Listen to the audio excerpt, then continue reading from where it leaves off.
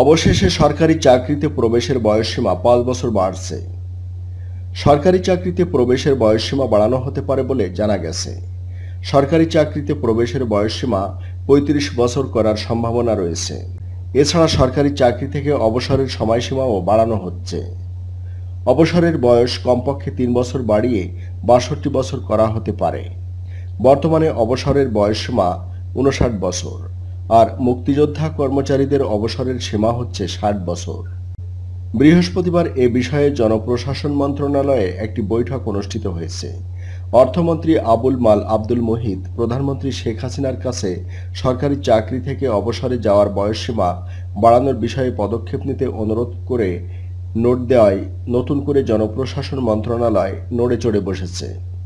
এছাড়া সরকার ৬০ বয়সীদের senior citizen ঘোষণা করলেও নতুন করে সিনিয়র সিটিজেনের বয়সসীমা ৬৫ করার পক্ষে মত দিয়েছেন অর্থমন্ত্রী। অর্থমন্ত্রী প্রধানমন্ত্রীর কাছে দেওয়া নোটে উল্লেখ করেন, আমাদের দেশে সরকারি চাকরির বয়সসীমা ৫৯ বছর। এ বিষয়টি আমাদের ১৯৭২ সালের সংবিধান অনুযায়ী ছিল ৫৮ বছর। ব্রিটিশ আমলে ছিল ৫৫ বছর। ৭২ সালে আমাদের দেশে মানুষের জীবনসীমা ছিল মাত্র ৫৮ বছর। এসব কিছু বিবেচনা করলে আমাদের দেশে সরকারি চাকরিতে অবসরের বয়সসীমা আরও ৩ বছর বাড়িয়ে ৬২ বছর করা যায়। অর্থমন্ত্রী উল্লেখ করেন, আমাদের জীবনসীমা বর্তমানে ৭০ বছরের বেশি। এ অবস্থায় আমাদের সিনিয়র সিটিজেনের বয়সসীমা ৬৫ বছর নির্ধারণ করা যথাযথ হবে বলে আমি মনে করি। অর্থমন্ত্রীর ওই নোটে আরও উল্লেখ করেন, আমরা ৬০ বছরের বেশি বয়সী নাগরিকদের সিনিয়র সিটিজেন হিসেবে স্বীকৃতি দিচ্ছি। এসব সিটিজেনের জন্য আমরা এখনও তেমন বিশেষ সুবিধা দিতে পারছি না, তবে তাদের জীবনমান উন্নয়নে বিশেষ সুবিধা প্রদানে সরকারি চিন্তাভাবনা রয়েছে। মূলত অর্থমন্ত্রী এ নোট প্রধানমন্ত্রীর কাছে উপস্থাপনের পরই সরকারি চাকরি থেকে অবসরের সময়সীমা বাড়ানোর বিষয়ে নড়ে চড়ে বসেছেন সংশ্লিষ্টরা। গত কয়েক বছর ধরে মুক্তিযোদ্ধা সরকারি কর্মচারীরা অবসরের বয়সসীমা ৬৫ বছর করার দাবিতে সভা সমাবেশ করে আসছেন। এমনকি তারা বিষয়টি নিয়ে উচ্চ আদালতে একাধিক মামলা করেছেন।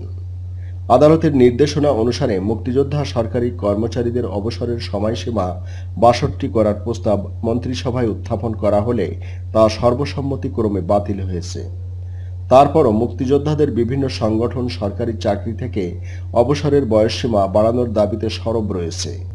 অবশেষে অর্থমন্ত্রী অবসরের সময়সীমা বাড়ানোর উদ্যোগ নেওয়ার প্রস্তাব করেছেন। অপরদিকে বেকার যুবকরা সরকারি চাকরিতে প্রবেশের বয়সসীমা ৩৫ করার দাবিতে আন্দোলন করে আসছে। তাদের যুক্তি, সেশন জটের কারণে তাদের শিক্ষাজীবন থেকে গুরুত্বপূর্ণ মূল্যবান কয়েকটি বছর হারিয়ে যাচ্ছে। তাদের চাকরি উপযোগী শিক্ষা অর্জনের পর আর মাত্র ২-৩ বছর সময় হাতে থাকছে।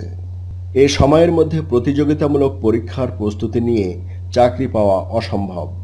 এক্ষেত্রে সরকারি চাকরিতে প্রবেশের সময়সীমা বাড়ানোর দাবি তাদের। এছাড়া পার্শ্ববর্তী দেশ ভারত সহ এশিয়ার বিভিন্ন দেশে সরকারি চাকরিতে প্রবেশের বয়সসীমা ৩৫ বছরের ওপর। অথচ আমাদের দেশে সরকারি চাকরিতে প্রবেশের সময়সীমা হচ্ছে ৩০ এবং মুক্তিযোদ্ধা কোটার প্রার্থীদের ক্ষেত্রে ৩২ বছর। সরকার বিষয়টি বিবেচনা করছে বলে জানা গেছে। এদিকে সিনিয়র সিটিজেনদের পড়ন্ত জীবনে রাষ্ট্রীয়ভাবে যেসব সুবিধা দেওয়ার কথা তার একটি নিয়েও কাজ শুরু করেনি সমাজকল্যাণ মন্ত্রণালয়। এমনকি প্রবীণদের জন্য পরিচয়পত্র তৈরি করতে পারেনি সমাজকল্যাণ মন্ত্রণালয়। এছাড়া সরকারিভাবে জেলা পর্যায়ে এক বা একাধিক প্রবীণ নিবাস তথা আবাসন নির্মাণের কথা থাকলেও তা শুরু হয়নি বলে জানা গেছে। প্রবীণ উন্নয়ন ফাউন্ডেশন গঠন করে প্রবীণদের রোগ প্রতিরোধ ও নিরাময়ের উদ্যোগ নেওয়া, মেডিকেল কলেজ এবং হাসপাতালগুলোয় জেরিয়াট্রিক মেডিসিন কর্নার খোলার ব্যবস্থা নেওয়ার কথা থাকলেও তা চালু করা সম্ভব হয়নি।